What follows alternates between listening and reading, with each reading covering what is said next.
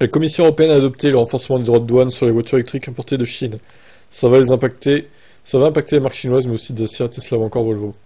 Donc c'était prévu le 29, ça a bien été, comme prévu, adopté. La Commission européenne a adopté donc le règlement instituant des droits de douane supplémentaires sur les autos électriques importées de Chine.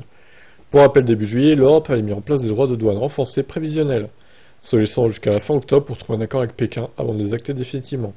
Si les deux parties ont beaucoup échangé, aucun accord n'a été trouvé. La surtaxe est donc actée, elle entrera en vigueur le 31 octobre. L'Europe précise que les droits de douane prévisionnels ne seront pas collectés.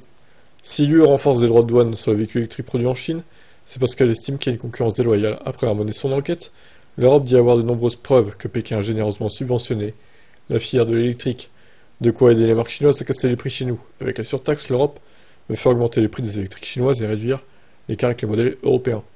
En plus du droit de douane de base, une taxe compensatoire est donc appliquée, avec un taux qui dépend du niveau estimé des subventions reçues.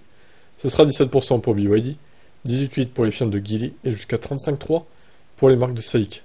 Chez ces dernières, on a MG, qui semble particulièrement visé par le dispositif après avoir fait un carton en Europe avec la MG4. Mais des marques non chinoises sont impactées, des marques américaines et européennes qui produisent en Chine. C'est le cas de Tesla qui aura toutefois une taxe de 7,8% seulement. Ah oui, pourquoi seulement d'ailleurs Ils ont un petit passe-droit, visiblement.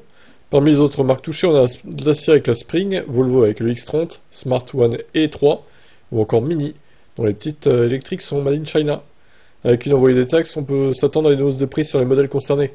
Certains avaient toutefois pris les devants, comme MG qui a rempli son stock de MG4, pour proposer les mêmes tarifs jusqu'à la fin de l'année. Sans surprise, Pékin a rapidement réagi. Ce mercredi, il annonce avoir saisi l'Organisation mondiale du commerce, dénonçant l'approche protectionniste de l'UE.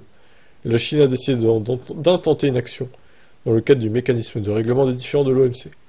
Dans un communiqué, Pékin explique qu'il prônait la résolution des conflits commerciaux par le dialogue et allait mener une nouvelle phase de consultation avec l'UE.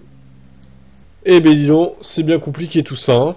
Bon ben on sait pas, c'est certainement pas le dernier épisode de cette série. On en reparlera sûrement avec peut-être une contre-attaque de la Chine, hein, du coup pour montrer son mécontentement. Allez, bye bye.